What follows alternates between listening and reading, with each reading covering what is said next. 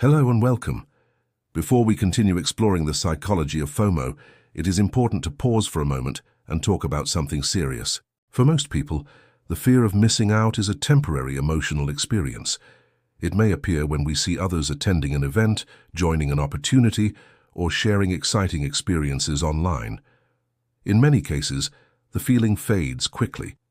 However, in some situations, the emotional reaction to FOMO can become much stronger. When individuals repeatedly feel excluded from social activities, communities, or professional opportunities, the feeling of missing out may evolve into deeper emotional distress. A person may begin to interpret ordinary situations as signs of rejection. For example, not being invited to a social gathering might be experienced not as a simple circumstance, but as evidence that others are intentionally excluding them. Similarly, someone might believe that there is an inner circle of people who have access to important opportunities, influence, or status, and they believe that they have been left outside that circle. When these interpretations become emotionally intense, they can trigger strong reactions such as anger, resentment, or attempts to confront those perceived as responsible. In many of these cases, the surface emotion may appear to be FOMO, but the deeper issue often lies elsewhere. Psychological research shows that powerful reactions to social exclusion are frequently connected to earlier experiences in life.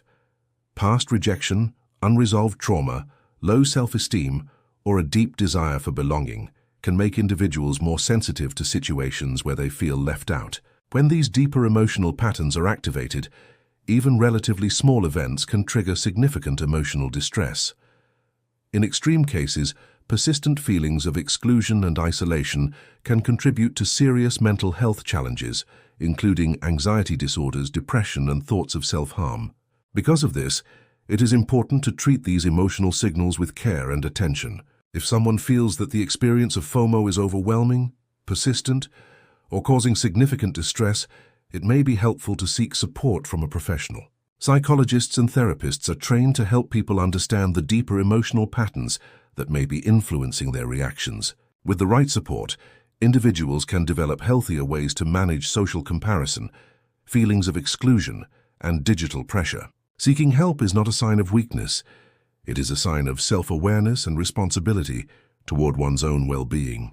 Understanding the psychology of FOMO can be empowering. It allows us to recognize when we are simply experiencing a common emotional response. And that awareness is an important step toward building a healthier and more balanced relationship with ourselves and with the world around us.